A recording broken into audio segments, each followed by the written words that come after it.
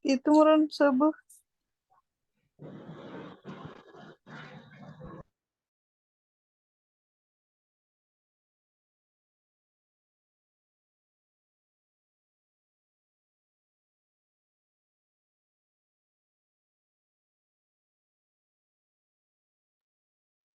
Baik, bismillahirrahmanirrahim. Assalamualaikum warahmatullahi wabarakatuh. Selamat malam Bapak Ibu sekalian. Ya, Bapak Ibu, kakak-kakak semuanya ya. Suara saya terdengar dengan jelas belum ya?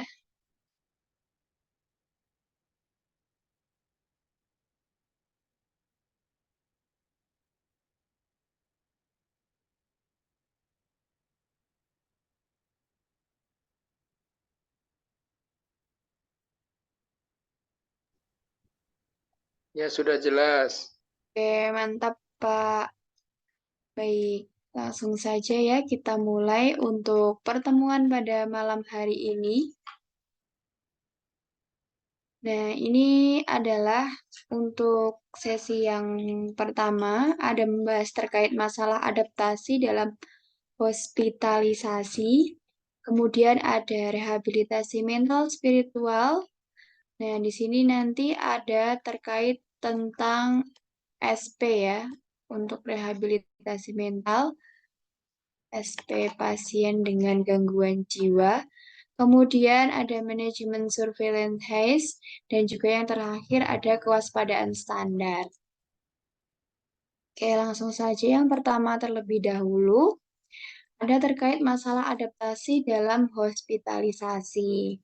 Nah, ini pasti juga tidak asing lagi ya bagi kita semua bahwa hospitalisasi ini merupakan proses karena suatu alasan atau keadaan tertentu sehingga anak atau orang dewasa harus tinggal di rumah sakit, sehingga ada beberapa dampak yang akan ditimbulkan dari hospitalisasi.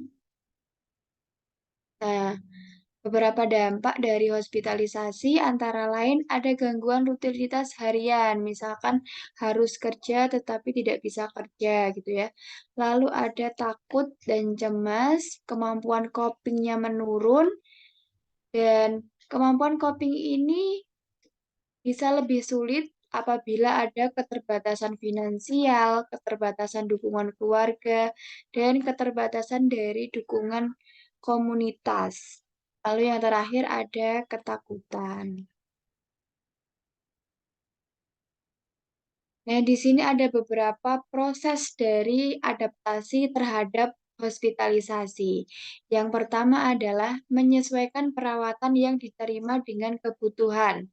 Nah, ini memberikan hak otonomi ya bagi pasien untuk memilih apa perawatan yang akan diberikan pada dirinya gitu. Kemudian yang kedua adalah mempertahankan komunikasi yang positif dengan komunikasi terapeutik. Kemudian meminta partisipasi keluarga dalam perawatan. Makanya eh, sekarang ada yang dikenal dengan istilah pasien center care. Jadi melibatkan keluarga juga dalam perawatan pasien. Lalu menjelaskan semua aspek perawatan dan berikan informasi kepada keluarga sehingga keluarga bisa ikut terlibat dalam proses hospitalisasi. Nah, ini kalau adaptasi hospitalisasi pada anak. Jadi perbedaannya kalau pada anak, di sini kita membutuhkan dukungan dari orang tua untuk membantu anak dalam proses adaptasi hospitalisasi. Dengan cara apa saja? Dengan cara yang pertama, membacakan cerita tentang pengalaman hospitalisasi, kemudian berbicara tentang pergi ke rumah sakit, dan mendorong anak untuk bertanya atau menggambar tentang dunia rumah sakit. Yang terakhir adalah bertanya terkait kunjungan rumah sakit sebelumnya. Nah, ini adalah salah satu contoh ya, untuk mengurangi kecemasan dari dampak hospitalisasi. Jadi anak ini diberikan contoh ya, memakai boneka, lalu sang perawat ini memberikan terapi perawatan pada boneka tersebut. Nah, ini biasanya disebut dengan terapi bermain terapeutik. Jadi terapi bermain terapeutik yang tujuannya adalah untuk menyembuhkan pasien. Nah, ini adalah contoh yang kedua. Jadi sebelum anak ini masuk ke rumah sakit, di rumah dibacakan cerita. Nah, ini adalah salah satu contohnya adalah why am I going to the hospital? Kenapa saya harus pergi ke rumah sakit? Nah, ini adalah untuk tata cara masuk rumah sakit yang tanpa rencana sebelumnya. Jadi kalau masuk rumah sakit tanpa rencana, harus dijelaskan semua prosedur perawatan pada pasien tersebut. Kemudian, fasilitasi pasien atau pasien pada anak untuk mengekspresikan apa yang dia rasakan. Lalu yang terakhir adalah metode mengurangi stres. Bisa jadi memberikan terapi distraksi ataukah memberikan terapi bermain pada anak. Nah, ini adalah salah satu contoh ya. Ada soal terkait apakah jenis terapi bermain yang dilakukan perawat pada anak tersebut. Nah, ini ya yang tadi ya.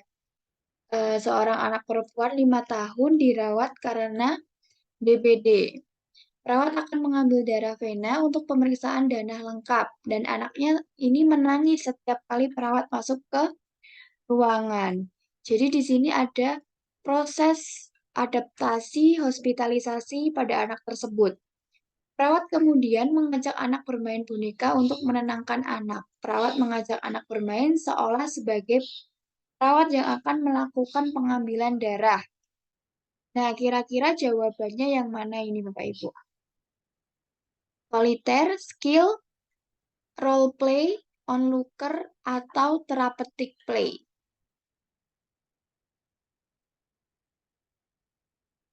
Betul ya, dari Kak Ahmi, betul, therapeutic play. Therapeutic play ditujukan untuk menunjang kesembuhan.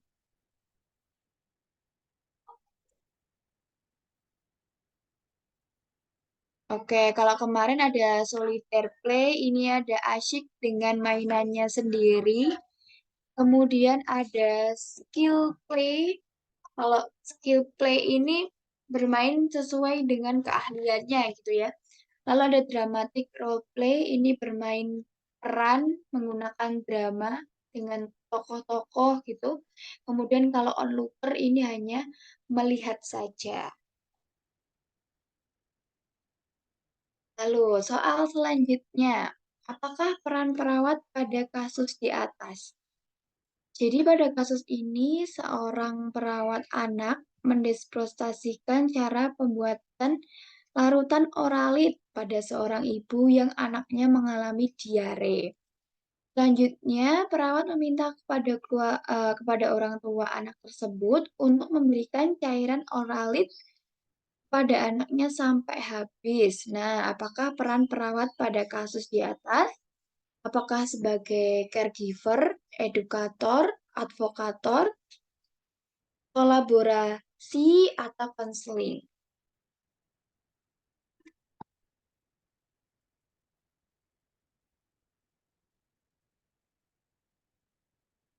Baik, dari Kak Ahmi, mantap ya. Edukator. Kak Anna juga edukator. Nah, betul jawabannya yang edukator. Karena di sini mengedukasi ibu tentang cara pembuatan larutan oralit. Gitu. Nah, kalau caregiver berarti memberikan perawatan ya, pelayanan kesehatan, pelayanan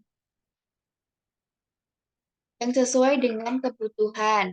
Lalu advokasi, berarti sebagai advokator, advokator sebagai jembatan tangan ya dari pasiennya, mungkin akan berdiskusi dengan dokter atau tenaga kesehatan lain gitu. Nah, perawat sebagai advokator. Lalu ada kolaborasi. Kolaborasi di sini ada yang namanya interprofesional kolaborasi ya. Interprofesional kolaborasi bisa melibatkan antara tenaga medis dan tenaga kesehatan, melibatkan rohaniawan, melibatkan keluarga dalam proses pelayanan perawatan pasien. Nah, ini kolaborasi. Lalu yang terakhir adalah konseling. Berarti ini mendengarkan pasien. Mendengarkan pasien. Kalau konseling nggak cuma mendengarkan saja, tetapi juga memberikan arah agar pasien tersebut bisa menentukan jalan masalahnya sendiri. Itu. Jadi membantu pasien dalam memecahkan masalahnya.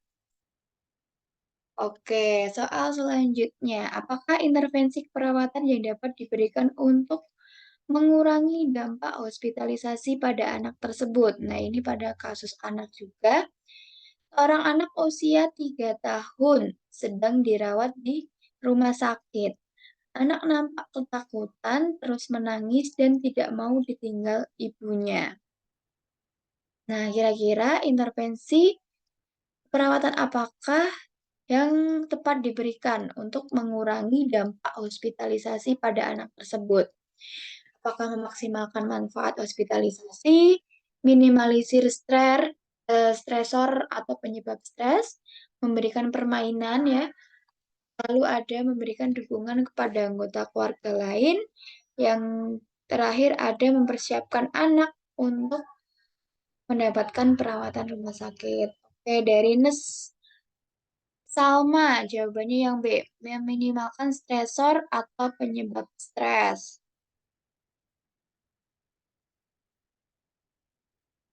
Oke, baik ya jawabannya sudah betul ya dari Kak Salma. Meminimalkan stresor atau penyebab stres terlebih dahulu karena ini penting dilakukan di awal ya. Karena pada kasus ini anaknya masih nampak ketakutan, terus menangis dan tidak mau ditinggal ibunya. Jadi kita harus menggali terlebih dahulu penyebabnya apa.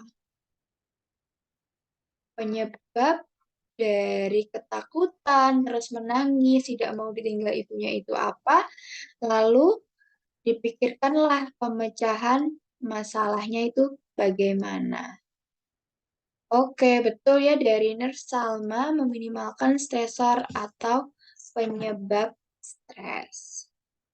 Baik, lanjut untuk rehabilitasi mental, spiritual, dan hospitalisasi. Nah, ini adalah definisi dari sehat mental. Jadi, sehat mental adalah suatu kondisi di mana individu sadar akan kesejahteraan psikologis. Jadi, apalagi zaman sekarang ya, yang dikit-dikit mental health, ya, dikit-dikit sakit mental. Nah, ini adalah kondisi di mana individu sadar akan kesejahteraan psikologis. Oke, bagaimanakah kesejahteraan psikologis itu ya mencakup beberapa hal. Yang pertama adalah self-acceptance atau penerimaan dirinya ya, bisa menghargai dirinya sendiri. Lalu ada autonomi, bisa memilih apa yang layak didapatkan untuk dirinya. Jadi sudah tahu kebutuhannya apa, mau apa ya, autonomi. Kemudian environmental mastery. Jadi aspek dari lingkungan juga mendukung dalam kesejahteraan psikologis. Lalu ada positive relationship ya. Ada relasi yang positif, tidak dengan toxic people gitu ya. Lalu ada purpose in life, ada tujuan hidup dan juga personal growth. Ada pribadi yang berkembang. Nah, ini adalah beberapa contoh diagnosis dari perawatan jiwa. terkait gangguan jiwa psikososial dan ini adalah gangguan kejiwaan. Ada ansietas, cemas terkait konsep diri, lalu kehilangan dan berduka, ketidakberdayaan, dan keputusasaan. Lalu ini beberapa diagnosis tentang gangguan jiwa ya, ada HDR, ISOS, halusinasi, RPK, RBD, WAHAM, DPD. Nah, ini kan sudah dibahas ya kemarin. Nah, ini terkait komponen dari konsep diri. Nah, kalau konsep diri ada 5 hal. Yang pertama ada citra tubuh, berarti terkait gambaran tubuhnya. Gambaran tubuh. Jadi contohnya pada pasien dengan amputasi, maka pasien tersebut mengalami gangguan citra tubuh. Lalu yang kedua adalah ideal diri. Ideal diri itu berarti bagaimana cara seseorang untuk menggambarkan dirinya. Dirinya tuh idealnya tuh seperti apa, menjadi apa. Lalu yang ketiga penampilan peran. Penampilan peran ini berarti seorang individu di suatu lingkungan berperan sebagai apa? Berperan sebagai ibu atau berperan sebagai tenaga kesehatan gitu ya, berperan sebagai guru, berperan sebagai ayah, berperan sebagai orang tua. Nah, ini sebagai penampilan peran. Lalu yang keempat adalah identitas diri. Identitas diri ini berkaitan dengan gender biasanya. Seorang tersebut laki-laki atau perempuan. Ini ya gender secara biological. Lalu yang terakhir ada harga diri. Harga dirinya rendah atau harga dirinya tinggi gitu ya dalam melihat aspek yang ada dalam dirinya. Nah, ini kemarin juga sudah sempat dibahas terkait proses berduka menurut tahapan dari Kubler-Ross cycle. Yang pertama ada denial. Denial berarti menolak ya. Kemudian yang kedua marah dengan suara tinggi, teriak-teriak, agresif. Kemudian yang ketiga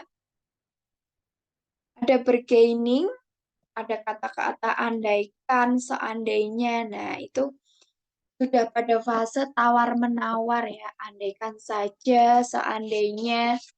Lalu ada depresi. Depresi berarti hopeless, putus asa, tidak ada harapan. Lalu yang terakhir sudah dalam proses acceptance atau proses menerima. Oke, ini terkait strategi pelaksanaan. Nah, ini untuk SP yang lama, ini untuk SP yang baru. Dan nanti tergantung dari soalnya, mau minta yang mana gitu ya. Ini terkait SP HDR terlebih dahulu. Untuk SP yang lama, ada identifikasi kemampuan. Nah, identifikasi kemampuan, lalu dilatihlah kemampuan tersebut, latih kemampuan kedua, ketiga, dan keempat. Lalu ini yang baru, ada kaji dulu tanda dan gejalanya, baru menjelaskan proses terjadinya, kenapa kok bisa jadi HDR. Lalu yang ketiga ada melatih cara meningkatkan harga diri. Nah, ini sebenarnya kurang lebih sama ya, antara yang lama dan yang baru. Intinya mengkaji dulu, mengidentifikasi pasien tersebut, tanda dan gejalanya apa, lalu menjelaskan proses terjadinya HDR itu bagaimana.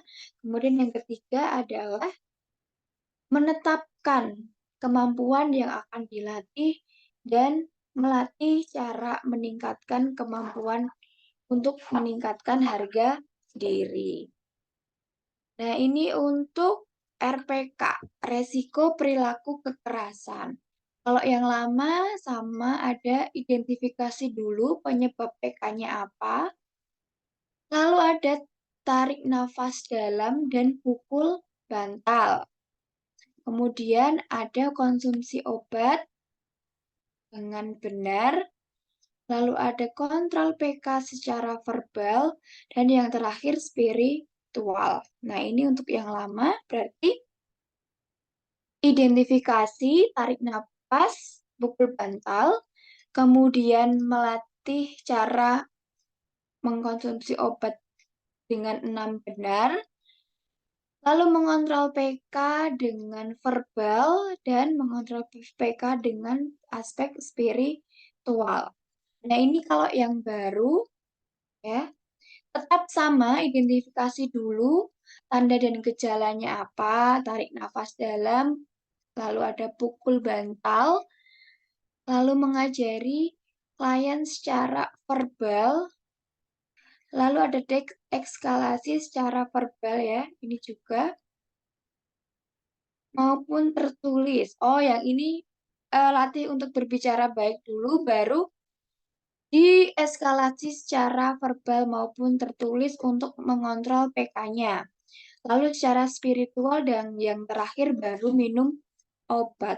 Nah, ini untuk yang baru. Kalau yang baru,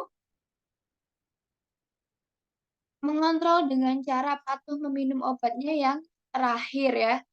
Kalau yang lama ini nomor 2.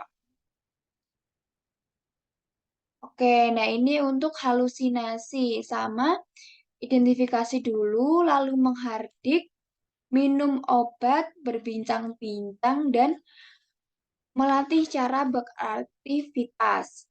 Lalu ini untuk yang baru, identifikasi, menghardik, bersikap cuek terhadap halusinasi, bercakap-cakap, beraktivitas, dan juga yang terakhir minum obat. Jadi eh, memang perbedaannya antara yang lama dan yang baru adalah di sini ya, patuh minum obatnya. Kalau yang baru selalu di akhir. Nah, ini untuk ISOS. ISOS, identifikasi penyebab ISOS, lalu ada keuntungan punya teman itu apa, kerugian tidak punya teman itu apa, lalu melatih ya. Melatih cara berkenalan dengan satu orang, lalu lebih dari 2 orang, dan juga bercakap-cakap kegiatan sehari-hari, dan berbicara tentang bicara sosial. Nah, ini untuk yang baru, terkait keuntungan berinteraksi dengan orang lain, lalu kegiatan bersama orang lain, berkenalan, bercakap-cakap dalam kegiatan sehari-hari, dan yang terakhir tetap sama, latih klien dengan kegiatan sosial.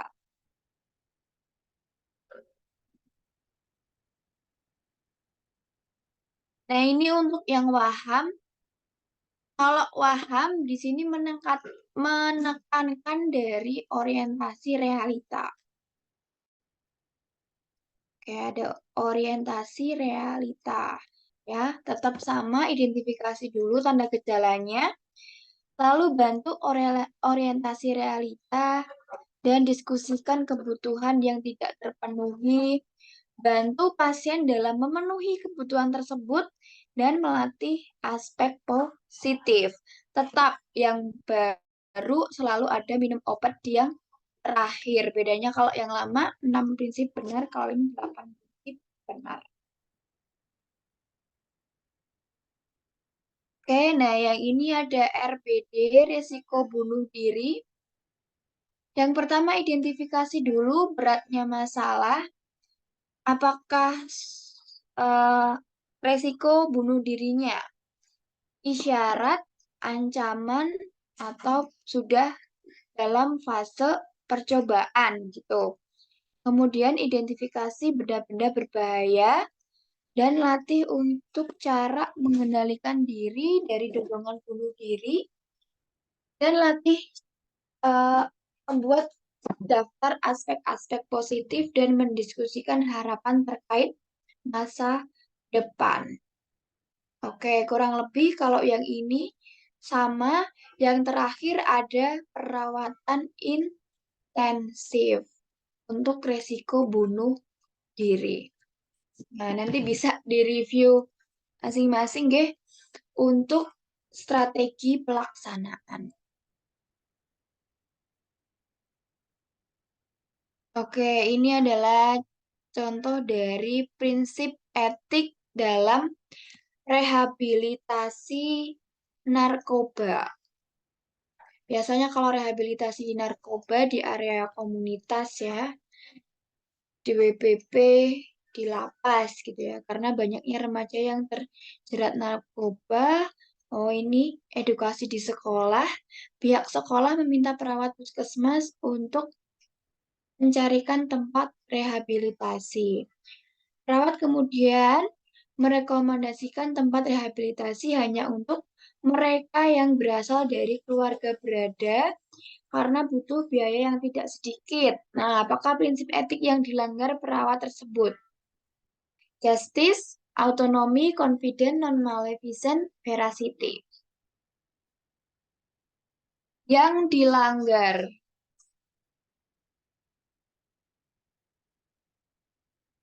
Banyak yang terjerat narkoba. Kemudian pihak sekolah meminta perawat puskesmas mencarikan tempat rehabilitasi. Oke. Hanya untuk mereka yang oke, betul jawabannya yang A ya. Prinsip keadilan. Atau justice. Autonomi ini tentang hak untuk memilih. Confident kerahasiaan. Confident kerahasiaan. Rekam medis boleh diakses atau rekam medis bisa dilihat oleh pasien. Pihak yang disetujui oleh pasien. Kemudian tenaga kesehatan atau tenaga medis. Kemudian yang terakhir adalah dari tim penyidik. Penyidik hukum. Nah, yang non-maleficent berarti tidak mencederai. Yang terakhir, veracity, kejujuran. Oke, lanjut. Apakah strategi pelaksanaan yang harus diberikan oleh perawat tersebut? Orang wanita 48 tahun dibawa ke rumah sakit jiwa 2 minggu yang lalu oleh keluarga karena sering tertawa dan selalu berbicara dengan boneka sayangannya. Mengatakan bahwa boneka ini adalah pacarnya ya. Strategi pelaksanaan apa yang harus diberikan? Kira-kira diagnosisnya apa ini, Bapak Ibu? Diagnosis kejiwaannya apa? Pasien sering tertawa, selalu berbicara dengan boneka kesayangannya. Mengatakan boneka ini adalah pacarnya.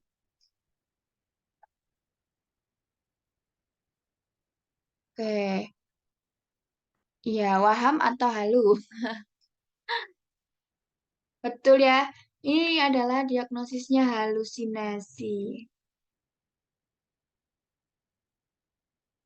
Berarti kita menggunakan SP halusinasi. Jadi, apakah strategi pelaksanaan yang harus diberikan oleh perawat?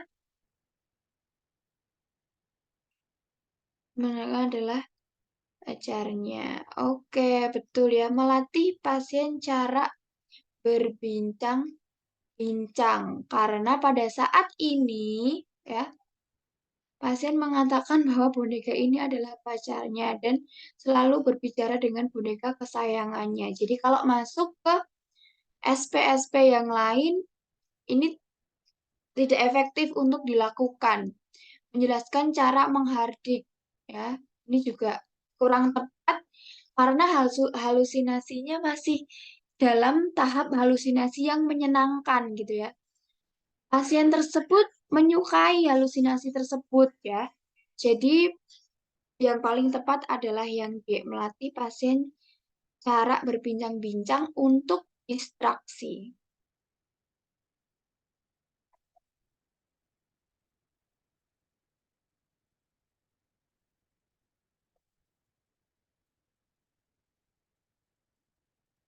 Oke, silakan. Kalau soal ini, seorang laki-laki 32 tahun dirawat di rumah sakit jiwa karena mengamuk dan memukul ibunya. Nah, ini jelas ya diagnosisnya. Hasil pengajian, pasien tampak tenang dan dapat diajak berkomunikasi. Pasien telah mengajarkan pasien teknik tarik nafas dalam dan pukul bantal. Apakah SP selanjutnya yang diajarkan oleh perawat tersebut?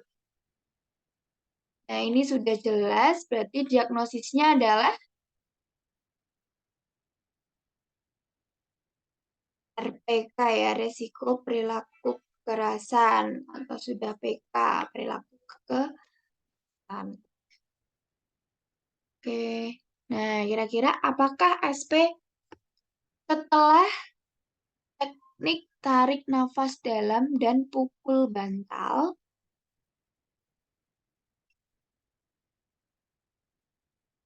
Oke, mengontrol PK dengan minum obat.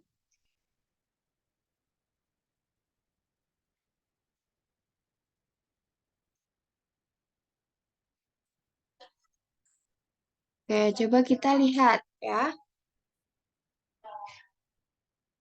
Kalau PK, mana PK? Nah, ini untuk resiko perilaku kekerasan ya. Ada perbedaan antara SP yang lama dan SP yang baru. Ini lama, ini yang baru. Biasanya kalau ada yang baru, kita pakai yang baru. Pada SP yang pertama ada identifikasi, SP yang lama ada identifikasi, kemudian minum obat, lalu verbal, dan spiritual. Nah, kalau yang baru, identifikasi, tarik nafas dalam, pukul bantal, lalu berbicara yang baik-baik, ya, deeskalasi, lalu spiritual, dan yang terakhir baru minum obat. Nah, berarti kalau ada opsi yang baru, kita gunakan opsi yang baru. Tadi kan pada soal ada tarik nafas dalam dan pukul bantal. Nah, berarti langkah selanjutnya adalah mengajak klien untuk bicara dengan baik. Nah, kira-kira ada tidak ya jawabannya? Oke ya, yang ini ya jawabannya yang mengontrol perilaku kekerasan dengan baik-baik.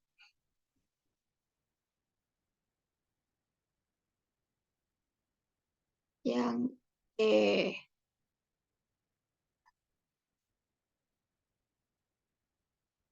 Oke, kita lanjutkan ya. Untuk manajemen surveillance HAIS. Nah, kalau surveillance HAIS ini berarti suatu proses dalam mengumpulkan, kemudian mengidentifikasi, menganalisis, dan menginterpretasi terkait data kesehatan. Ini plan HAIS. Nah, kata kesehatan tentang apa? Tentang HAIS ya, infeksi terkait bidang kesehatan yang menjadi masalah kesehatan di seluruh dunia. Salah satunya adalah infeksi nosokomial. Sehingga memperpanjang length of stay dari pasien tersebut untuk berada di rumah sakit. Makanya di rumah sakit ada program terkait surveillance HAIS yang diadakan oleh Komite PPI, Pencegahan Pengendalian Infeksi. Nah, yang akan dilakukan oleh IPCN ya, IPCN, IPCLN. Nah, ini juga terlibat dalam proses surveillance HAIS.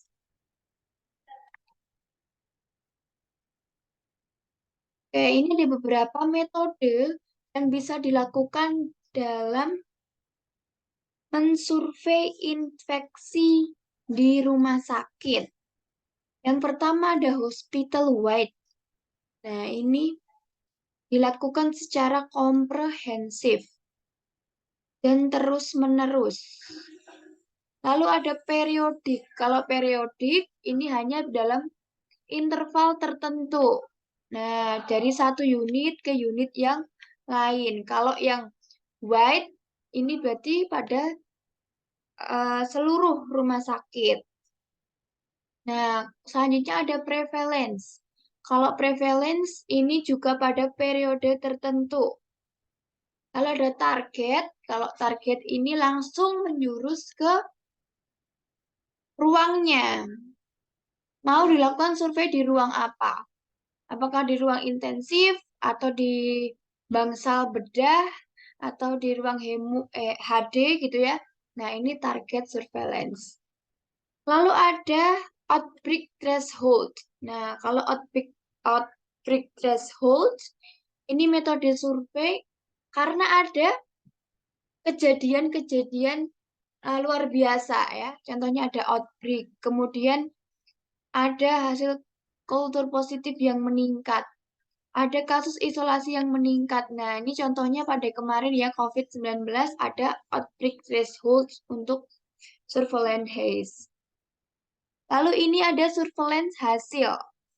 Kalau surveillance hasil berarti hasilnya ini dipantau dari infeksi-infeksi yang sudah terjadi. Nah, ini contohnya ada kejadian infeksi luka operasi, infeksi saluran kemihnya berapa, yang terkena infeksi aliran darah primer berapa, yang terkena PAP-nya berapa. Nah, ini surveillance hasil. Lalu ada surveillance selama perawatan, berarti hanya selama perawatan saja. Lalu ada surveillance pasca rawat, berarti setelah pasien keluar dari rumah sakit. Nah, ini yang penting ya, ada langkah-langkah dari surveillance. Yang pertama ada planning dulu, perencanaan. Mengkaji populasi pasiennya, kemudian proses surveillance-nya mau memakai metode apa. Nah, ini planning dari surveillance. Kemudian yang kedua, mengumpulkan data. Mengumpulkan data dilakukan oleh IPCN atau IPCN. Kemudian yang ketiga adalah menganalisis. Tahap perhitungannya dilakukan oleh numerator. Nah, ini menganalisis insidennya itu berapa. Jumlah kejadian infeksi dalam rumah sakit tersebut berapa. Kemudian yang keempat ada interpretasi. Dari hasil tersebut kira-kira nilainya itu tinggi atau rendah dibandingkan dengan tahun sebelumnya. Apakah terjadi peningkatan atau penurunan. Lalu yang kelima adalah pelaporan. Dilaporkan ya. Kemudian yang kelima adalah evaluasi. Mengevaluasi sistem surveillance yang telah dilakukan. Nah, ini tahap-tahapnya. Yang pertama ada planning, mengkaji populasi, menentukan hasil outcome dari proses surveillance-nya itu apa, ya. Lalu ada ya sama ya, semua siapa yang masuk program, apakah semua pasien yang dikaji atau pada pasien-pasien tertentu. Lalu kejadian yang paling terjadi itu apa, diagnosis yang paling sering apa, dan dampak biayanya itu bagaimana. Ini adalah data collection tahap yang kedua, ya, dikumpulkan oleh IPCN dan memilih metode yang paling tepat, ya, dilakukan survei. Nah, untuk metode yang gold standard atau standar emasnya ya, itu adalah metode observasi langsung. Ini langsung dikaji pada lokasi kejadian. Nah, ini gold standarnya. Nah, ini proses yang ketiga adalah proses analisis. Setelah datanya didapatkan, lalu dianalisis dalam bentuk grafik atau tabel. Yang keempat ada pelaporan. Pelaporan bisa dilakukan setiap bulan atau tribulan atau bahkan tahunan. Nah, pada laporan ini akan dilengkapi dengan rekomendasi tindak lanjutnya apa terkait peningkatan infeksi yang terjadi. Misalkan di suatu rumah sakit terjadi peningkatan PAP, ya, ventilator associated pneumonia. Nah, bagaimanakah rekomendasi yang dianjurkan? Lalu ada evaluasi tindakan untuk tindak lanjut bulan berikut. Nah, langsung ke contoh soal terkait tujuan dari surveillance HAIS. Nah, infeksi merupakan salah satu penyebab utama kematian di rumah sakit. Orang-orang berada di lingkungan rumah sakit seperti pasien, petugas kesehatan, pengunjung sangat beresiko terinfeksi HAIS atau Healthcare Associated Infection. Nah, apakah tujuan dari surveillance HAIS itu sendiri? Nah, silakan ini ya. Di area rumah sakit, pasti sudah kelas ini.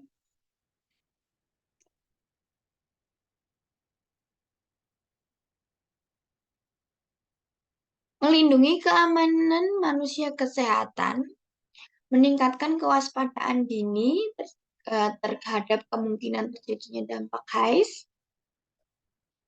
menetralkan angka kejadian infeksi nosokomial, menggunakan obat antiinflamasi, meningkatkan kualitas sumber daya kesehatan.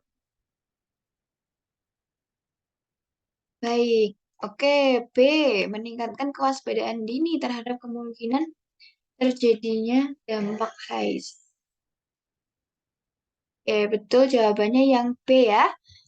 Coba kita lihat tujuan dari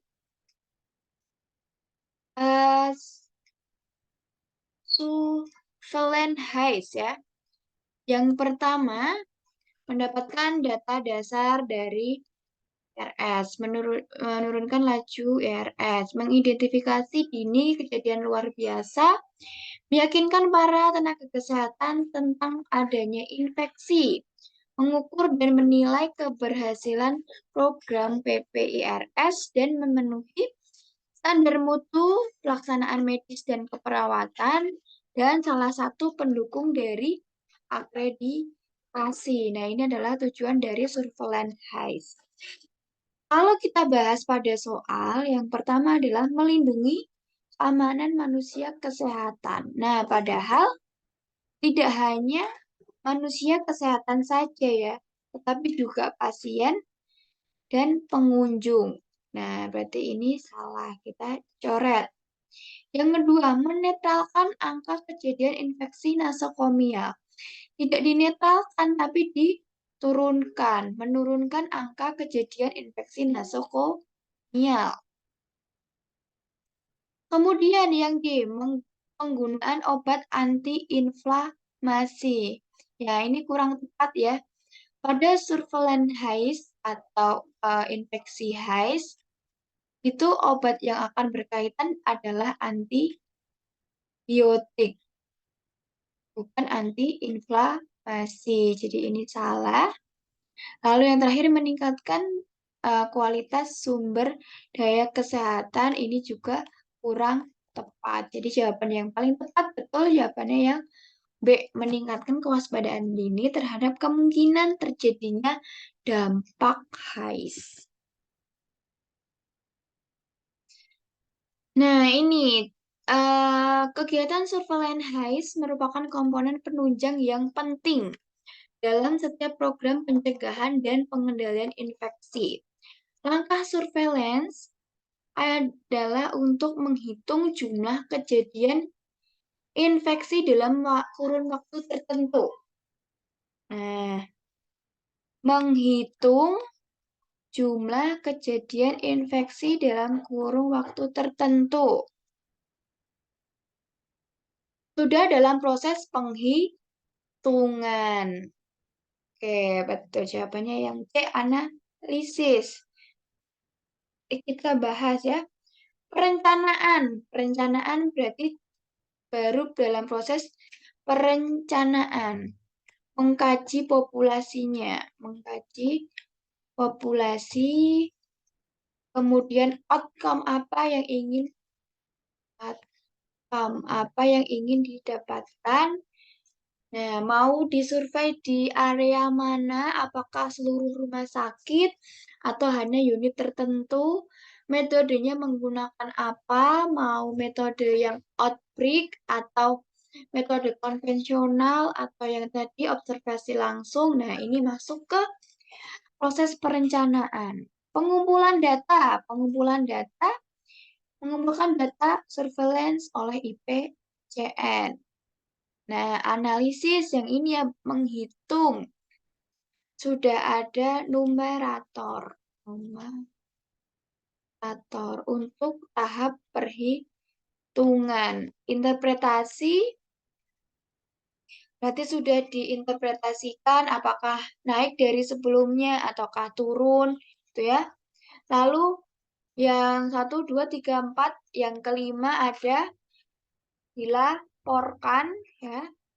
Yang terakhir evaluasi untuk tindak lanjut selanjutnya. Nah, selanjutnya pemeriksaan pasien puskesmas dengan gejala batuk lama dan pasien serumah dengan kontak pasien TB. Pada kegiatan aktif case finding dan zero TB adalah dengan menggunakan tes. Nah, ini untuk case finding di area komunitas pada komunitas dengan gejala batuk lama dan serumah dengan pasien kontak TB. Nah, kalau untuk cek TB menggunakan tes apa? Ronsen, darah lengkap, radiologi, dahak, atau ronsen dan dahak. Oke, mantap. Betul sekali. Ronsen dan dahak. Untuk tes TB paru.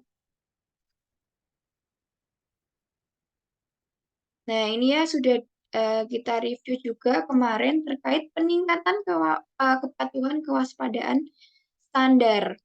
Ada cuci tangan, ya, hand rub 20-30 detik, hand wash 40-60 detik. Alat pelindungan diri ada yang tingkat 1, tingkat 2, dan tingkat 3. Lalu untuk pengelolaan limbah dan benda tajam. Nah, ini ada jenis warnanya, warna dan juga lambang. Nah, warna merah ini untuk kategori radioaktif, lambangnya yang seperti ini. Kantong box timbal dengan simbol radioaktif. Kuning, ya, sangat infeksius, limbah infeksius. Nah, ungu ada sitotoksik, dan coklat limbah kimia dan farmasi. Lalu kemarin ada yang hijau itu untuk organik. Organik, yang hitam, hijau organik, hitam untuk residu.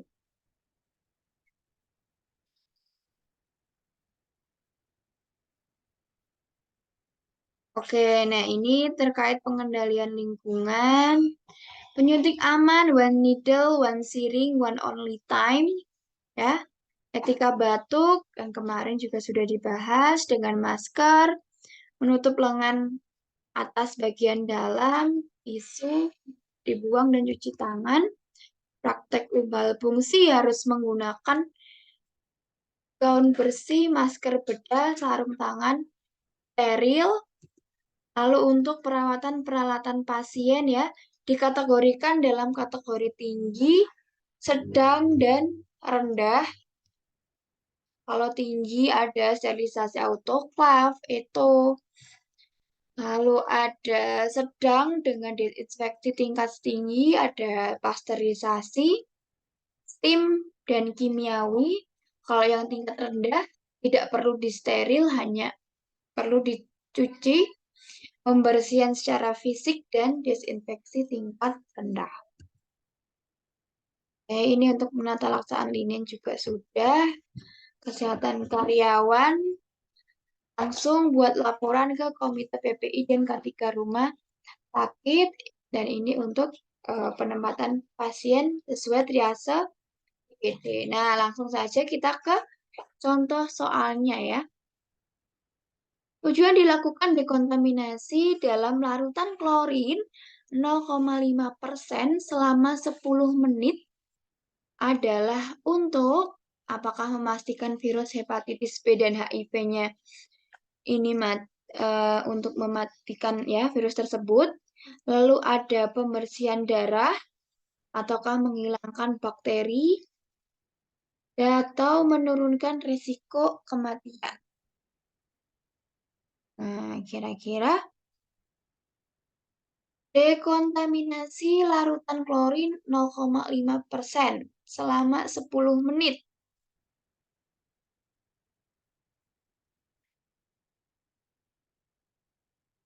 Mematikan virus hepatitis B HIV, membersihkan darah, menghilangkan bakteri, mencegah debu, dan menurunkan risiko kematian.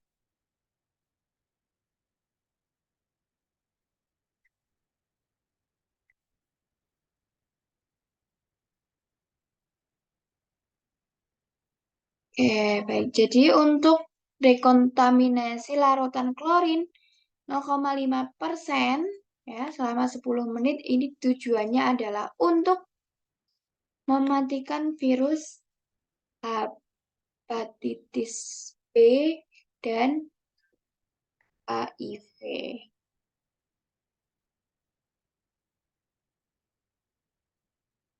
Oke, lanjut. Ini untuk penanganan benda tajam. Bagaimanakah penanganan yang tepat untuk benda tajam tersebut? Seorang perawat baru saja melakukan tindakan pemberian obat melalui injeksi intravena. Ini pasti sudah lulus semua ini ya. Apakah dipatahkan lalu dibuang? Atau dipisahkan, dibuang di bengkok ya, tong sampah berwarna kuning. Tempat khusus sebelum insersi, safety box. Betul ya Kak Ahmi, di safety box kalau untuk benda tajam.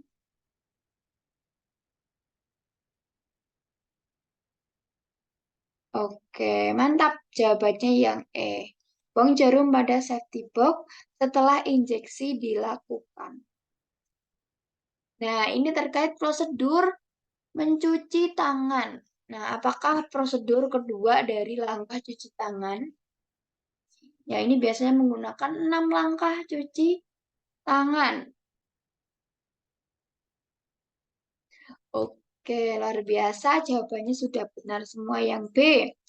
Gosok punggung telapak tangan dan sela-sela jari. Nah, ini ya. Cuci tangan, punggung tangan, sela-sela jari. Ini dikunci ibu jari, lalu telapak tangan dengan ujung jari. Nah, yang kedua adalah menggosok punggung tangan. Oke, B. Gosok punggung tangan dan sela-sela jari. Nah, biasanya soal-soal seperti ini juga sering muncul ya. Langkah cuci tangan yang benar. Oke, baik, kita lanjutkan.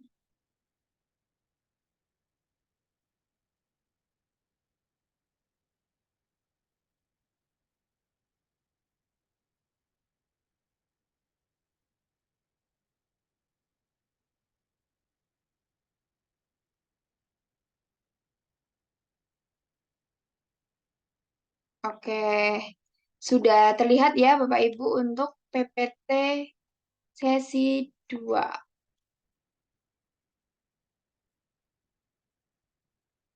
Nah, pada sesi ini ada 4 topik ya. Dokumentasi tindakan keperawatan ini akan berfokus pada intervensi keperawatan, lalu tindakan keperawatan di area gawat darurat, bencana, dan kritikal, lalu pemantauan dan penilaian kondisi pasien dengan PWS, lalu ada terapi komplementer atau terapi holistik. Nah, yang pertama dulu terkait pendokumentasian tindakan keperawatan. Nah, sudah clear pasti terkait SDKI, SLKI, dan SIKI. Dimulai dari pengkajian, diagnosis oleh SDKI, perencanaan SLKI, SIKI, implementasi, dan evaluasi. Diagnosis didapatkan dari masalah berhubungan dengan penyebabnya dan dibuktikan dengan tanda atau gejala. Bisa jadi dari data mayor atau data minor.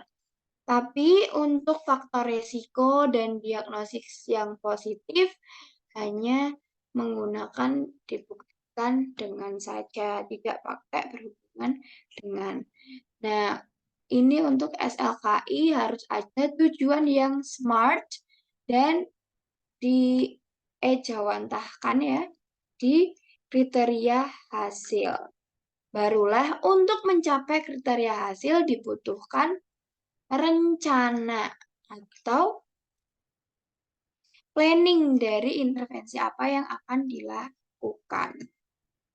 Nah, ini untuk tujuannya harus spesifik, berarti tidak boleh memunculkan arti ganda. Lalu tujuannya ini harus dapat dijuruskan gitu ya, difokuskan pada kliennya. Harus spesifik. Sesuai dengan kondisi klien dan tidak boleh memiliki arti yang ambigu. Lalu ada measurable. Measure berarti dapat diukur. Misal skala nyerinya 2 atau 3. Nah, ini measurable.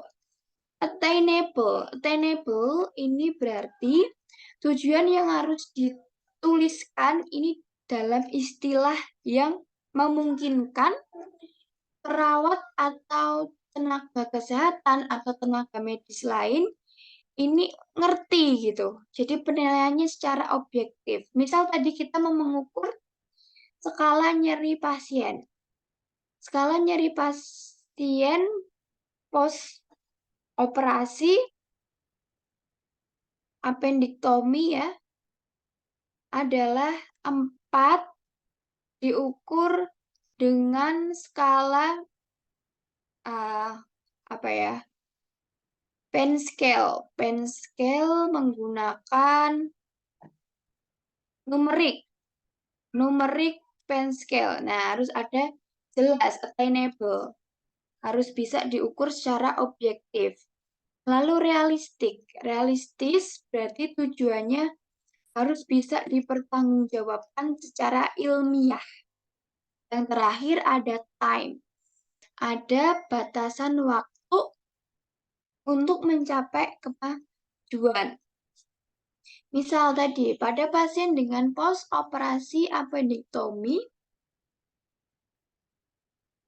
skalanya bisa menurun dari 8 ke 4 menggunakan pengukuran numeric pain scale dalam waktu 2 kali 24 jam. Nah, gitu ya, time.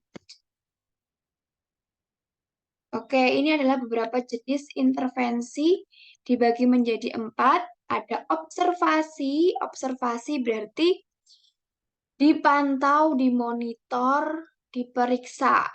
Yang kedua ada terapeutik. Terapeutik berarti memberikan pelayanan dengan membantu, melakukan.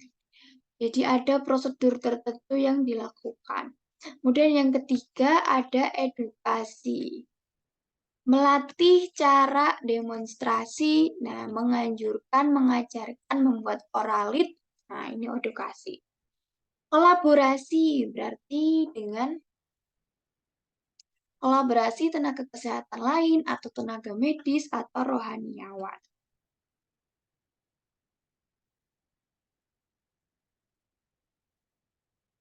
Nah, ini adalah dasar-dasar dari pemilihan intervensi keperawatan, gitu ya. Intervensi keperawatan diambil dari diagnosis apa yang ingin diangkat dan juga hasil apa yang ingin didapatkan. Nah, barulah ada intervensi itu biasanya ada banyak. Oleh karena itu, didasarkan atas beberapa hal. Kemampuan pelaksanaan intervensi, penerimaan dari pasiennya itu seperti apa, apakah pasiennya mau atau tidak, hasil dari literatur, apakah efektif atau tidak intervensi ini, dan yang terakhir, kemampuan dari perawatnya, sudah tersertifikasi atau belum. Nah, ini adalah contoh dari soal terkait intervensi keperawatan. Apakah intervensi yang tepat diberikan pada pasien tersebut, gitu ya? Seorang perempuan 26 tahun dirawat di rumah sakit dengan asma bronkial. Hasil pengkajiannya mengeluh sesak, batuk, berdahak, mengeluarkan darah kental dan banyak. Oke, ini ya ada wheezing dan ronki, betul yang kemarin sudah kita pelajari. Kalau ada wheezing dan ronki, berarti diberikan ya, betul sekali, kolaborasi terapi nebulizer dan Ventolin. Nebu, betul ya Bu Elis, nebu, kolaborasi pemberian nebulizer.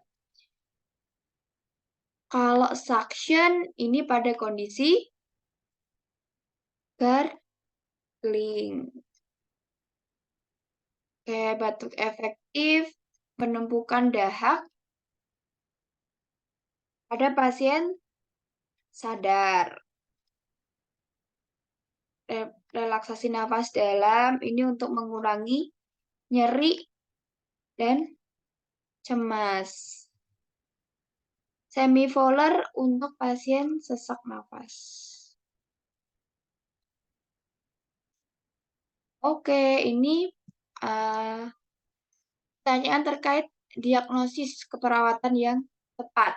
Nah, seorang perempuan 36 tahun dirawat di rumah sakit dengan miastenia gravis. Salah satu karakteristik penyakit autoimun ya.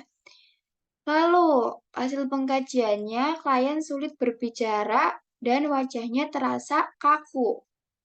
Kedua ekstremitas sulit digerakkan. Kekuatan ototnya nilainya 1.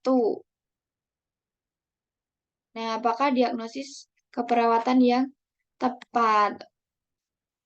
Nyeri akut, gangguan komunikasi verbal, intoleransi aktivitas, keletihan, gangguan mobilitas fisik. Nah, kalau nyeri harus ada PCR SD yang jelas. Pada kasus ini nggak ada, kita coret. Gangguan komunikasi verbal berarti verbalisasinya pasien bagaimana ya? Verbalisasi. Nah, ini juga ada ya. Klien sulit berbicara. Intoleransi aktivitas di sini kurang tepat ya, karena kemarin yang sudah kita bahas intoleransi aktivitas berarti seorang tersebut melakukan kegiatan yang harusnya dilakukan oleh orang normal atau orang sehat itu tidak lelah atau tidak sesak nafas, tapi pada pasien tersebut sesak nafas. Keletihan ini juga sama ya, ada letih dalam melakukan suatu hal tertentu. Nah, yang terakhir terkait gangguan mobilitas fisik yang sudah dijawab semuanya, jawabannya memilih E. Gangguan mobilitas fisik betul sekali karena di sini ada dijelaskan kedua ekstremitasnya lemah, sulit digerakkan, dan ada kekuatan ototnya. Ya, ini merupakan salah satu dari tanda gejala mayor gangguan mobilitas fisik. Nah, ini yang terkait medikasi furosemid dan kriteria evaluasinya. Seorang perempuan 58 tahun dirawat di rumah sakit. Pasien mengeluh sesak, nyeri, pinggang, dan bengkak pada kedua kaki. Pasiennya terlihat lemah, oliguria, dan ada piting edem. GVP-nya 9 ya, artinya 34%, tekanan darah naik, nadi 84. Oke, di sini ada bengkak pada kedua kaki, piting edemnya positif 3. Dan intervensinya ada medikasi furosemid. Nah, sebelum kita ke kriteria evaluasi, kira-kira diagnosis dari pasien ini apa, Bapak Ibu? Diagnosis keperawatan pada kasus tersebut adalah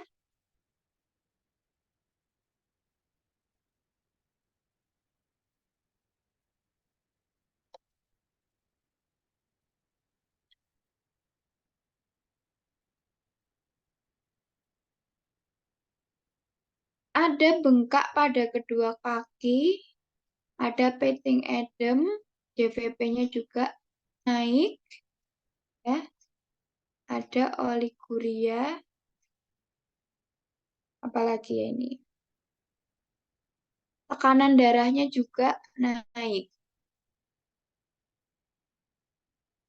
Oke, ada dari Bu Susi, penurunan curah jantung. Nah, kalau penurunan curah jantung, biasanya ada ejection fraction-nya menurun.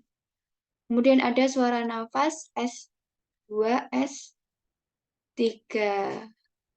CRT-nya juga diketahui naik atau turun. EKG, aritmia. Oke, dari Kak Nurul, kelebihan volume cairan. Iya, betul ya. Hipervolemia.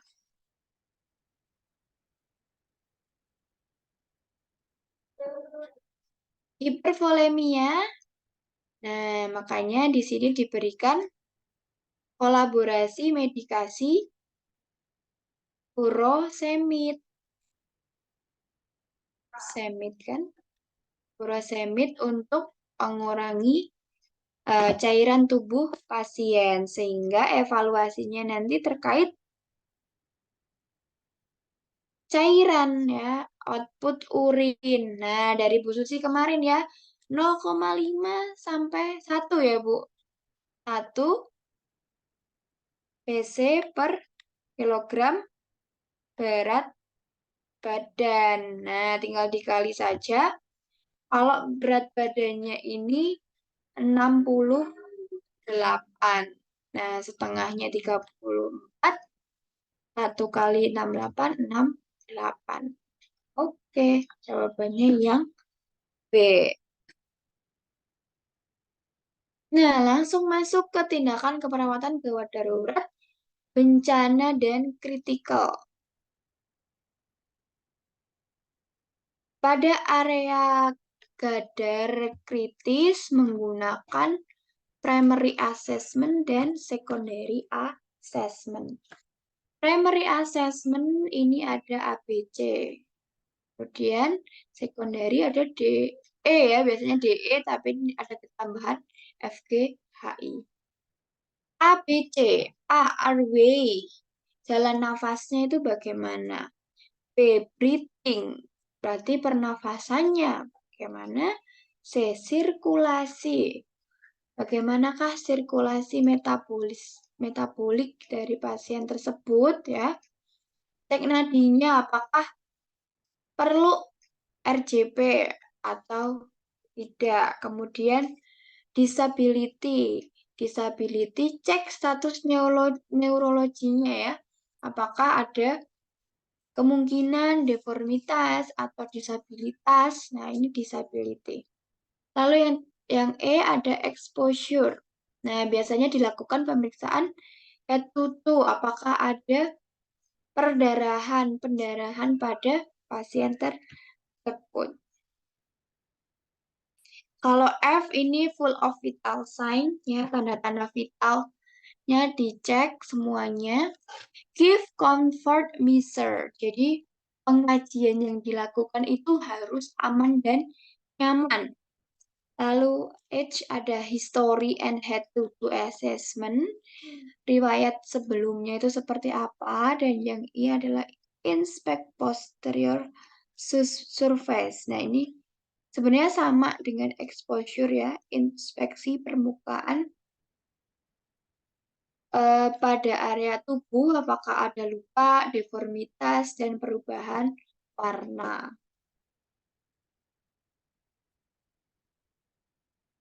Ini untuk alur RJP yang intra-hospital dan di luar hospital. Pasti ini juga sudah clear. Kalau di dalam hospital berarti kita ada pengkajian awal atau pengamatan awalnya terlebih dahulu. Cek nadi, cek nafas, cek headset monitornya terpasang dengan benar atau tidak. Ya, dicek semuanya dulu. Baru aktivasi respon darurat atau code blue.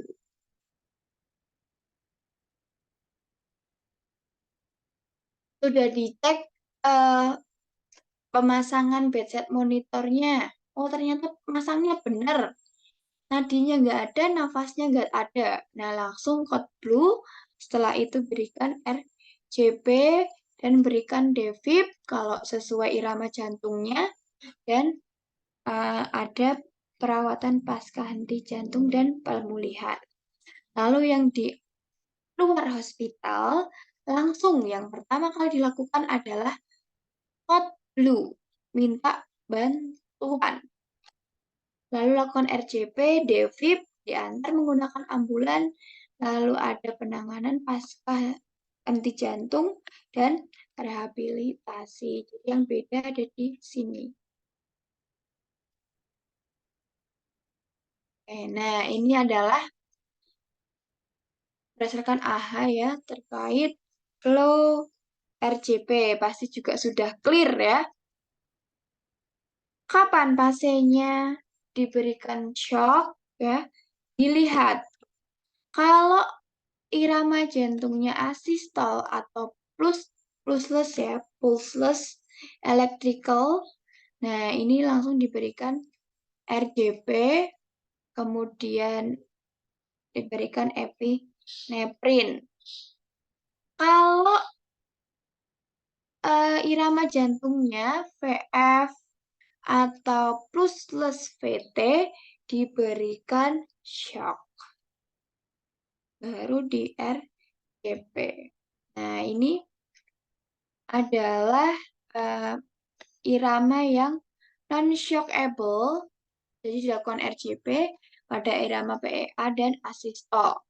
Lalu pada irama yang shockable yang perlu di defib ya, irama PF dan juga pulseless VT. Nah, pada VT tanpa nadi diberikan JC shock ya, baik bisa monofasik atau bifasik gitu. Kalau yang VT-nya dengan nadi, berikan sinkrones kardioversi. Ini yang dengan nadi.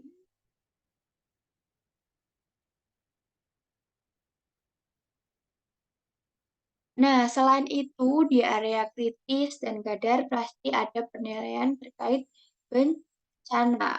Baik itu mau pakai CPOT yang menggunakan ventilator, atau mau wong banker ya, atau mau numeric scale, nah terserah. Nah, ini untuk penilaian nyerinya ada PQRSTA. Pencetus, kualitas, areanya di mana, skalanya berapa, waktunya kapan, dan A. Associated atau gejala penyertanya itu apa? Apakah ada sesak, keringat dingin, ataukah mual?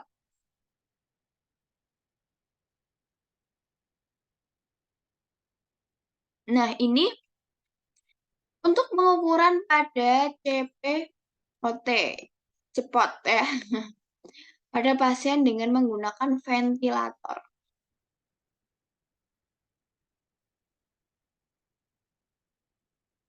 Ventilator penilaian nyeri pasiennya dinilai dari yang pertama ekspresi wajahnya.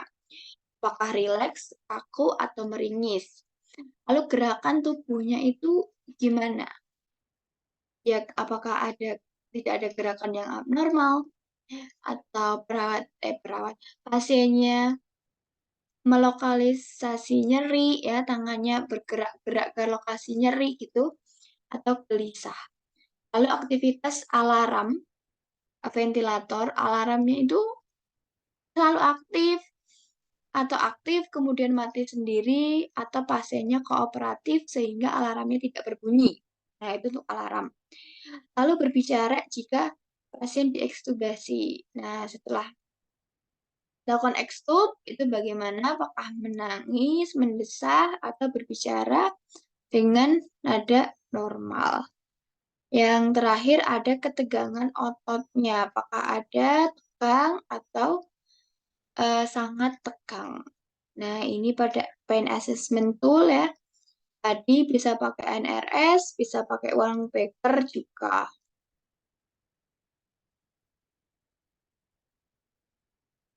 Oke, ini manajemen nyeri. Kurang dari 5 manajemen non-farmako, lebih dari sama dengan 5 dengan farmako. Nah, ini untuk non-farmakologis, tarik nafas dalam, visualisasi imagery, distraksi, hypnosis tense ya. Akupuntur, acupressure bisa dengan massage juga. Nah, ini untuk manajemen nyeri ya, secara farmakologis dengan terapi nyeri analgesik. Nah, langsung saja kita ke contoh soalnya. Apakah tindakan yang tepat dilakukan oleh perawat tersebut? Seorang laki-laki dibawa ke IGD. IGD. Nah, berkeringat, pucat, lemas, ada DM, GDS-nya 60. 60, betul ya. Diberikan dextrose 40%. Karena pasiennya sudah mengantuk ya. Tidak komposmetis. Kalau pasiennya komposmetis ya sudah berikan minuman manis pada pasien. Kalau tidak ada halangan di jalan makan pasien. Lalu yang kedua monitor glukosa darah. Ini juga kurang tepat karena sudah ada hasil glukosa darah. Menganjurkan untuk segera makan nasi itu juga salah ya. Lalu menginjeksi insulin 10 IU juga kurang tepat. Jadi yang paling tepat karena ini diagnosisnya udah hipoglikemi, makanya jawabannya adalah yang C, memberikan dextrose 40% 2 vaksin. Nah, ini apakah tindakan selanjutnya yang dilakukan oleh perawat seorang perempuan 56 tahun datang ke rumah sakit dengan nyeri dada. Seperti tertindih.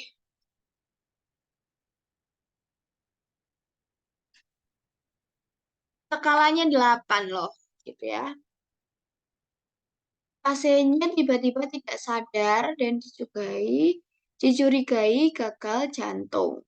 Nah, saat ini sudah melakukan cek respon dan pasiennya masih tidak ada respon. Apakah tindakan selanjutnya yang dilakukan?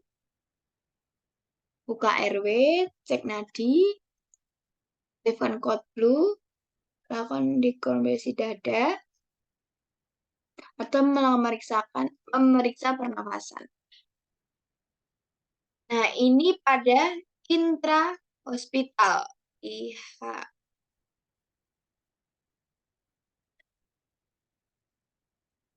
IH jawabannya betul yang C. Mengaktifkan code blue. Jadi setelah pasiennya sudah mengecek respon dan pasiennya masih unresponsif, yang ini sudah dilakukan, makanya diaktifkan code blue. Setelah code blue-nya aktif, baru diberikan RCP atau defib sesuai dengan irama jantung pasien. Oke, selanjutnya, apakah tindakan yang tepat untuk membebaskan airway pasien? Seorang laki-laki 35 tahun datang ke IGD dengan luka bakar mengenai wajah sampai ke abdomen. Pasiennya mengalami penurunan kesadaran, ya, HCS-nya turun, suaranya stridor. Nah, berarti ada stridor di sini. Nah, kemarin pada penanganan stridor adalah dengan memasang ET, ya, memasang endotracheal tube. Kalau pada OPA dan NPA ini pada kasus pasien dengan snoring.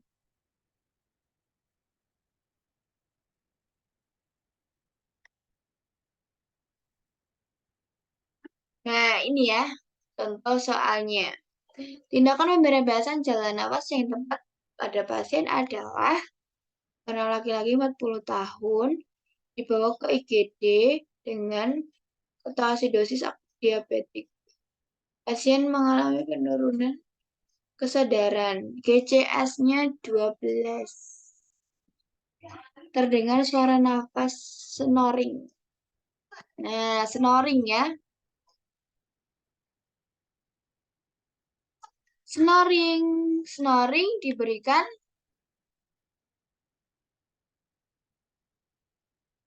OPA atau NPA. Nah, kita cek gag refleksnya. Gag refleksnya positif. Nah, berarti OPA atau NPA.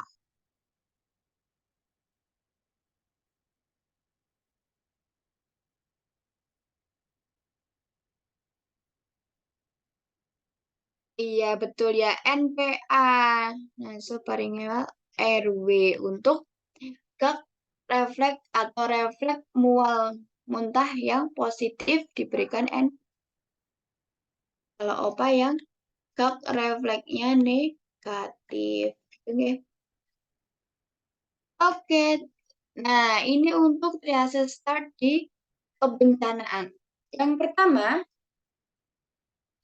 kalau ada bencana, instruksikan pasien yang bisa jalan-jalan. Pasiennya bisa jalan, ini bisa jalan keluar. Berikan label hijau. Nah, baru dilakukan triase sekunder. Nah, untuk pasien yang tidak sadar akan dilanjutkan pemeriksaannya terkait pernafasan spontannya. Bisa napas nggak nih pasiennya ya? Oh, nggak bisa. Pasiennya nggak bisa nafas. Berarti dicek airway-nya. Dicek airway-nya, kemudian diberikan RJP jika ada gagal jantung. Nah, kita cek kalau masih apnea, berarti diberikan label hitam.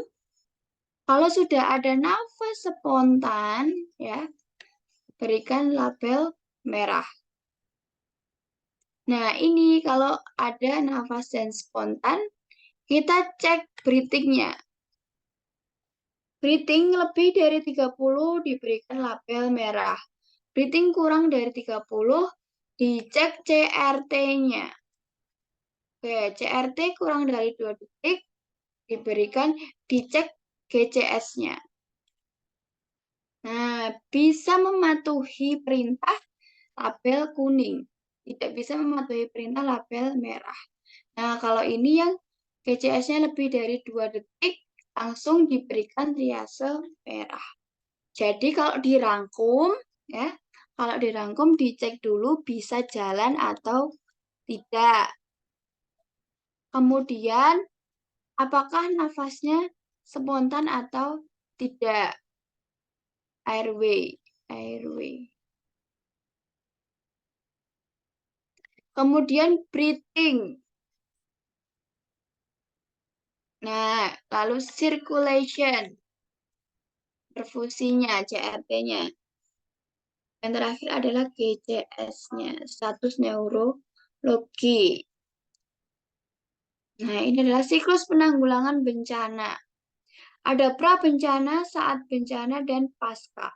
Kalau pra bencana berarti kegiatannya terkait pencegahan dan mitigasi. Nah, partisipasi dalam penyusunan rencana penanggulangan bencana atau berpartisipasi dalam pengkajian risiko bencana. Lalu ada inisiasi upaya pencegahan, melakukan simulasi, ya. Ini termasuk dalam pra bencana. Lalu pada saat bencana, hal-hal yang dilakukan adalah aktivasi sistem tanggap bencana, lalu mitigasi hazard yang masih berlangsung, lalu ada pengelolaan kelompok rentan, ya, anak-anak, lansia, ibu hamil, dan juga yang terakhir untuk mengembangkan sistem pengontrolan frekuensi. Nah, ini paskanya. Paskanya berarti melanjutkan sistem pengawasannya. Kemudian monitor keamanan nutrisi dan suplai air bersih. Mengembalikan infrastruktur dan mengaktifkan pelayanan ke kesehatan publik. Nah, ini adalah contoh soal dari triase start di area kebencanaan. Seorang perawat ditugaskan ke lapangan untuk memeriksa di daerah rawan gempa bumi yang baru saja terjadi. Setelah ini, perawat telah menginstruksikan para korban yang masih bisa berjalan untuk berpindah ke tempat yang aman. Nah, setelah itu, perawat menemukan seorang korban yang sesak nafas. RR-nya 28, CRT-nya 3. Nah, coba kita cek flow-nya. Saat ini pasien telah menginstruksikan pasien yang bisa berjalan untuk berjalan ke tempat yang lebih aman. Nah, pada fase ini, dicek bisa berjalan atau tidak. Oke. Oh, pasiennya ternyata setelah itu perawat menemukan orang korban yang sesak nafas, RR-nya 28, CRT-nya 3, ya. Berarti pasien tersebut tidak bisa berjalan, makanya kita cek airway, lalu kita cek RR, dan juga kita cek CRT. Nah, tadi ya, pasiennya tidak bisa berjalan, lalu dicek breathing-nya. Oh, breathing-nya berapa? 28 kali per menit. 28 di sini, kurang dari 30. Perfusinya, CRT-nya. RT-nya bagaimana? 3 detik. Oh, lebih dari 2. Nah, berarti langsung dapat merah.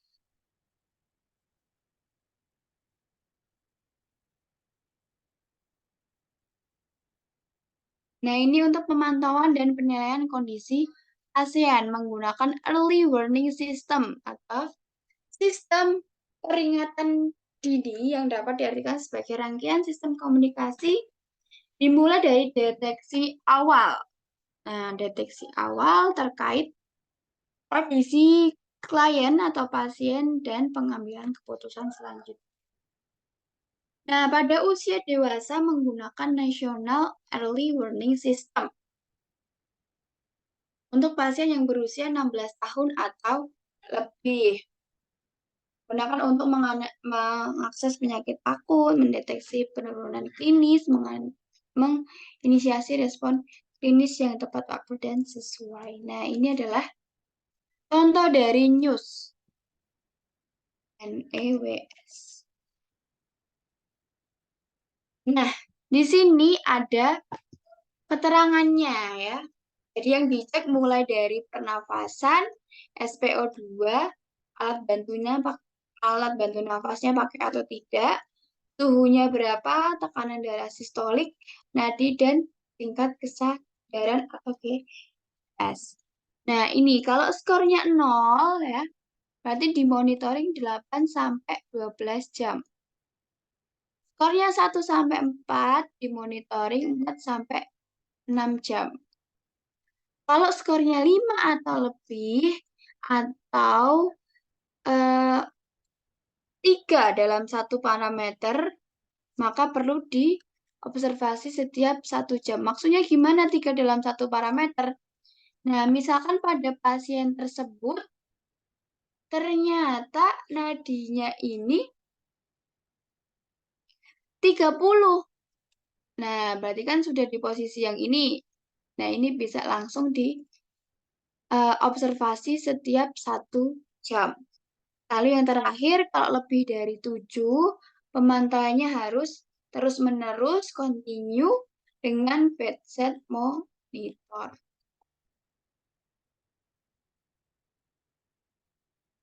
Nah, ini untuk PEWS di area pediatrik ya, atau di area anak-anak dari saat lahir sampai 16 tahun.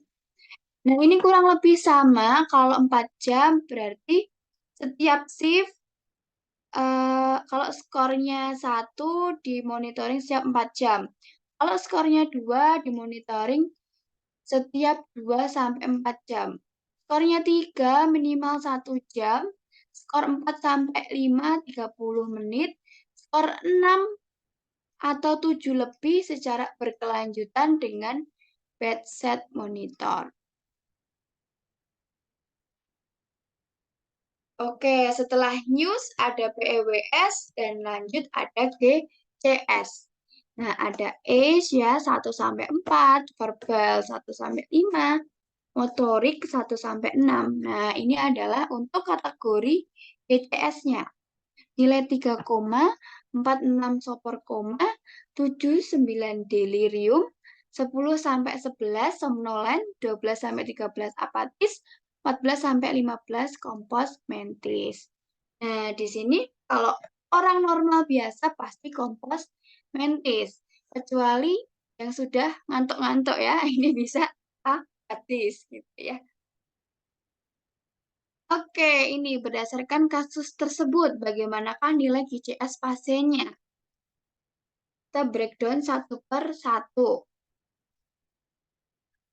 Pasien membuka mata di saat dirangsang nyeri, mengerang dan menarik tangan saat diberikan rangsang nyeri.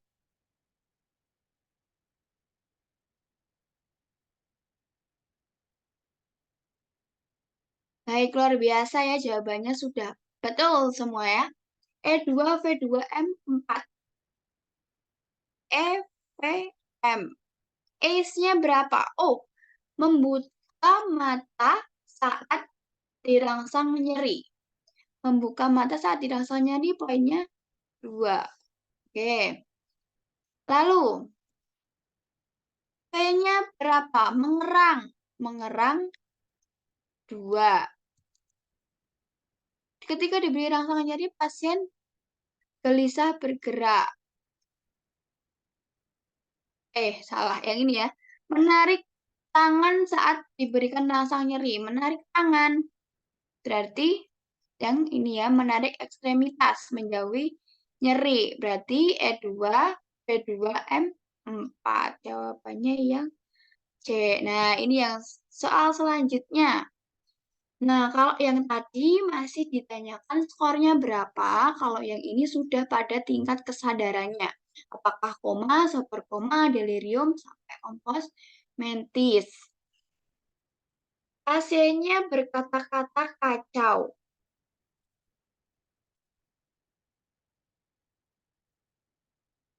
Membuka mata ketika dipanggil. Dan ketika diberi rangsang nyeri, pasien gelisah bergerak. E, P, M. Oke, kita cek dulu. Age-nya berapa? Membuka mata ketika dipanggil. 1, 2, 3, atau 4. Ketika dipanggil membuka mata. Berarti dengan respon suara.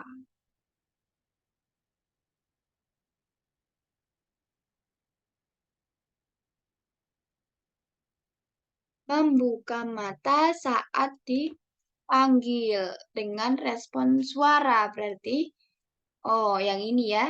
Yang 3. Dulu. Kemudian verbal. Verbalnya, pasien mengucapkan kata-kata kacau. 1, 2, 3, 4, atau 5.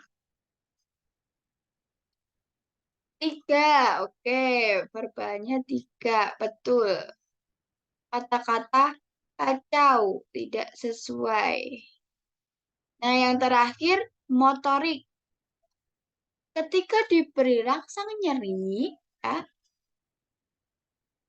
pasiennya bergerak. Bergerak ketika dirangsang nyeri. Berarti nilainya 4, betul, dari Kak Khairul. Nah, kalau di total jumlahnya 3 tambah 3 tambah 4, 3, 3, 4. 10 ya. Jumlahnya 10, sehingga jawabannya ya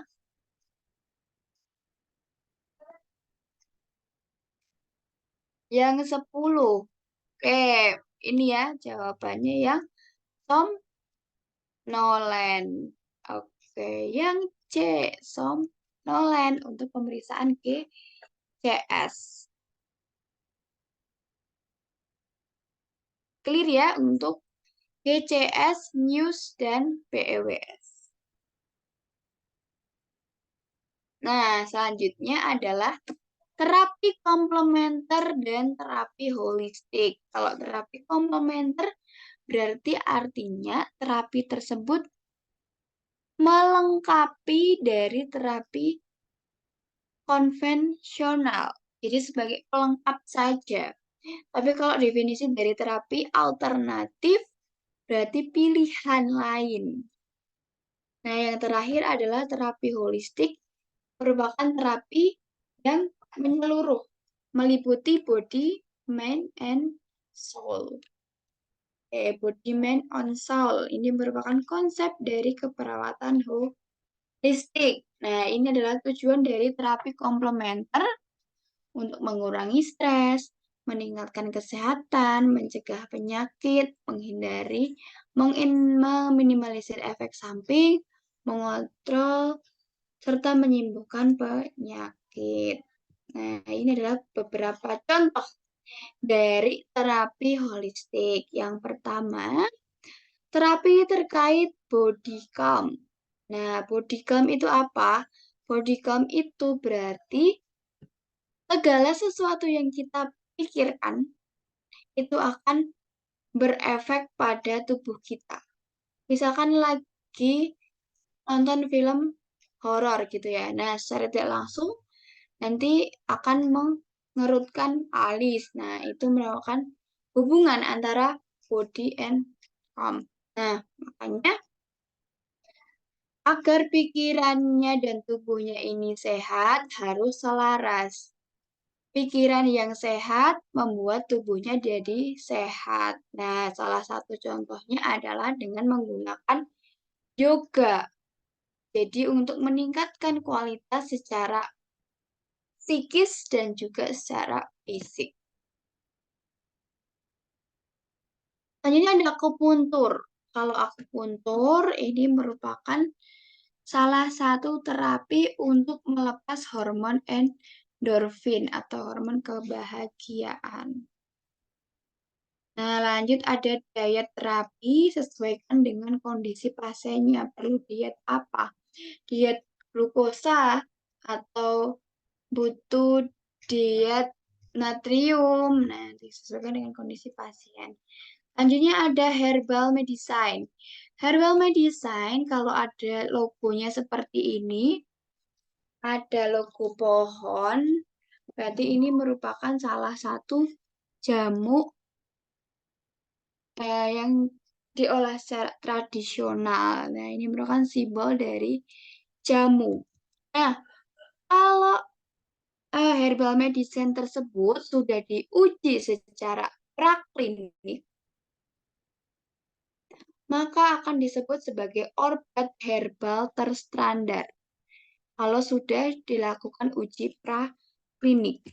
Nah, kalau sudah dilakukan uji praklinik dan juga uji klinik, maka akan disebut dengan fitofarmaka. Logonya seperti ini, ada kristal, ada saljunya ya. Fitofarmaka berarti sudah uji praklinik dan uji klinik. Nah, selanjutnya ada hipnosis. Hipnosis ini adalah sugesti untuk memodifikasi perilaku subjek. Jadi hipnosis merokok. Nah, ini bisa dilakukan hipnosis untuk mengurangi nyeri. Oke, selanjutnya adalah aromaterapi. Aromaterapi berarti menggunakan bau-bauan dengan indera penciuman ya. Bisa dengan senyawa-senyawa aromatik. Bisa contohnya pakai lavender atau memakai kayu manis ya. Itu bisa dilakukan aromaterapi. Nah, yang sekarang yang hits itu ada lilin aromaterapi. Nah, ini termasuk dalam terapi aromaterapi. Nah, selanjutnya ada EFT, Emotional Freedom Technique. Jadi, Emotional Freedom Technique ini adalah cara terapi yang dilakukan dengan mengetuk-ngetuk bagian-bagian titik-titik meridian. Ini adalah titik-titik dari meridian yang bisa diketuk-ketuk ya untuk melancarkan peredaran darah. Nah, kalau yang ini ditambahi S, self, spiritualnya. Nah, ini adalah contoh-contoh terapi dan cara melakukannya ya. Terapi set up. Nah, the set up, habis itu tune in dan juga tapping, yang terakhir adalah titik gamut spot. Nah, selanjutnya ada terapi relaksasi otot progresif. Ini juga bisa dilakukan untuk menurunkan tekanan darah. Nah, ini ada beberapa hal yang dilakukan. Bisa dilakukan di rumah sendiri gitu ya, untuk melakukan terapi relaksasi otot progresif. Nah, selanjutnya ada acupressure. Kalau acupressure berarti menekan-nekan pada titik-titik 12 meridian. Tapi kalau tadi akupuntur itu kan menggunakan jarum. Kalau acupressure menggunakan tangan terapis. Nah, ini adalah titik-titik acupressure pada penderita hipertensi. Oke, selanjutnya adalah terapi musik. Terapi musik merupakan suatu proses penyembuhan dengan merangsang secara auditori ya, dengan suara. Jadi ada terorganisir dengan baik, melodinya seberapa, ritmenya bagaimana, harmoninya seperti apa, timbrenya, bentuk dan gayanya yang terorganisir. Nah, ini adalah manfaat dari terapi musik dan prosedur-prosedurnya. Nah, ini ya, maksimal terapi musik yang diberikan adalah 60 desibel dalam kurun waktu 2 kali sehari. Selanjutnya adalah terapi pijat atau massage. Nah, massage merupakan modalitas mekanik tindakan menggosok, menguleni, atau membelai digunakan untuk memanipulasi jaringan tubuh. Nah, ini adalah 5 manfaat dari pijit ya. Mengurangi stres dan meningkatkan kesejahteraan. Meningkatkan manajemen nyeri. Memberikan efek relaksasi dan tidur dengan baik. Mengurangi efek peradangan dan mempromosikan healing, penyembuhan setelah adanya luka bakar. Oke, ini adalah cara aplikasi dari massage. Yang pertama ada effleurage. Effleurage berarti menggosok. Set, set. Nah, ini effleurage. Kemudian yang kedua ada friction. Menggesek ya. Set, set. Ini friction. Lalu yang ketiga ada pretisek. Memijit atau meremas-remas. Nah, yang keempat ada mengetuk atau tapotek, yang ini. Yang terakhir adalah vibration, ya, dengan menggetarkan, di-shaking, digetarkan.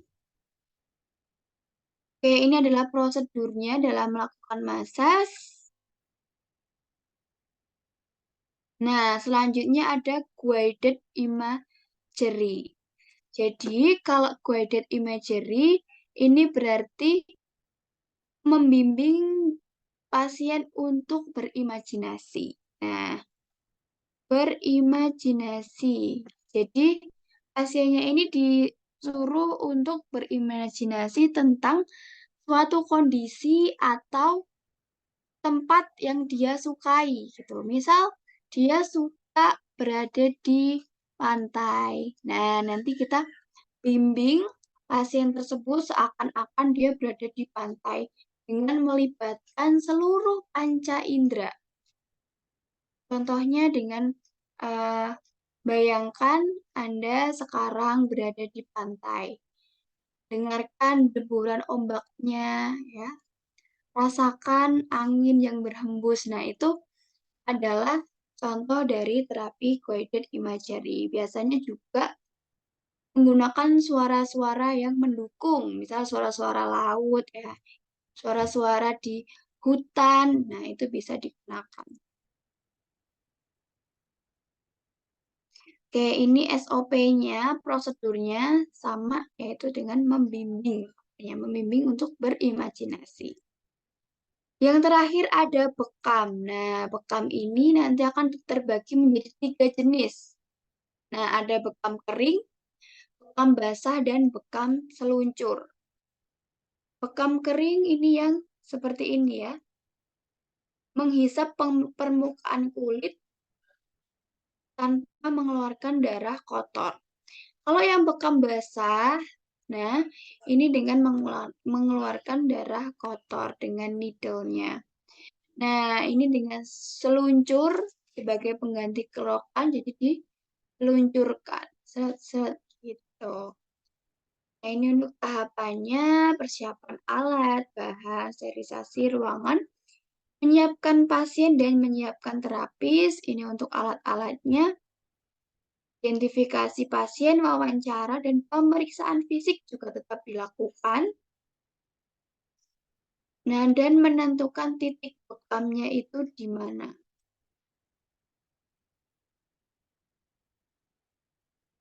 Nah, langsung saja ke contoh soal. Gerakan dasar pijat yang biasa dilakukan untuk pemanasan dengan cara menepuk. Nah, menepuk-nepuk. Atau memukul disebut dengan pretisek, tapotement, effleurage, friction, atau vibration.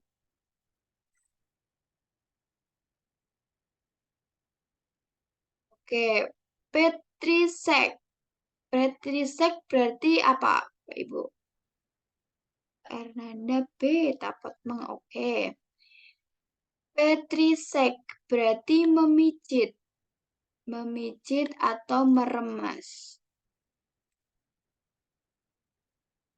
Effleurage berarti mengusap.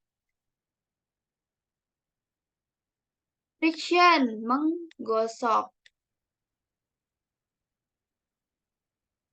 Vibration, menggetarkan. Jadi untuk menepuk adalah yang B, betul, tapotmen. Oke, ini ya. Effleurage, friction, petrisek, tapotmen, and vibration. Oke, baik. Terima kasih. Baik, Bapak Ibu sekalian.